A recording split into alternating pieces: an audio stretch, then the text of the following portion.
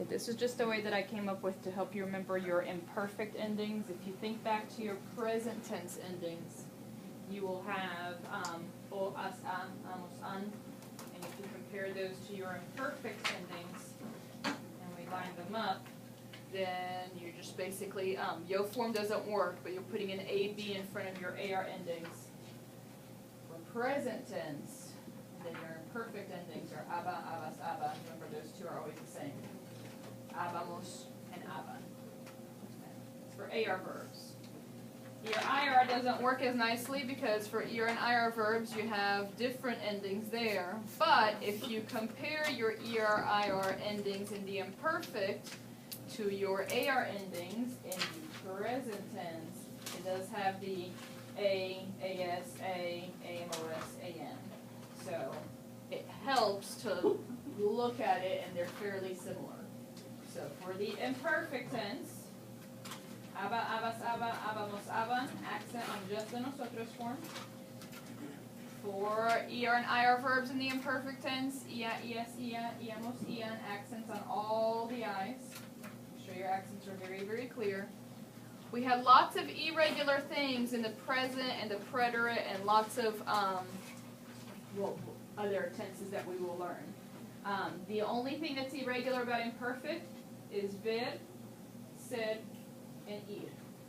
So if it is not vid, sed, or id, then you're not going to make any changes.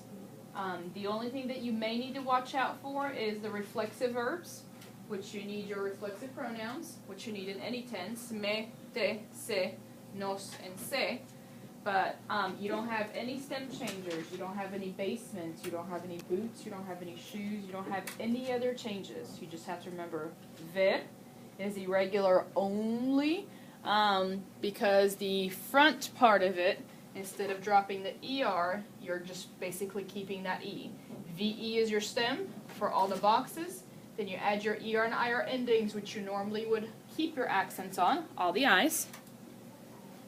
Please, please, please do not confuse the verb ir, the verb to go, that's usually followed by an A, and then a verb in its infinitive form. I'm going to, or I went, in imperfect. I went or I used to speak Portuguese when I was little. Okay. So don't confuse verb ir, to go, versus verbs that end in IR. A lot of people want to put this as endings. These are not endings. This is I went or used to go. You went or used to go, and so on. Also, another common mistake that I see is people not paying attention to see if it's an AR verb or an ER IR verb and switching these, putting ER IR endings for AR verbs and vice versa. If you've got your endings down, and if you remember ver, ser, and ir, then you're good.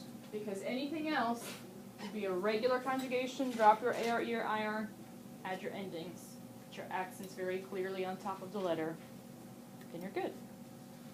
The verb said, just a reminder again, you have on your midterm review all the reasons why we use the verb said, characteristic, origin, permanence, possession, relationship, occupation, origin, date, time, lots of different reasons that you'll see the sentence being used that way. But all you're doing for your quiz, you're just conjugating the verbs.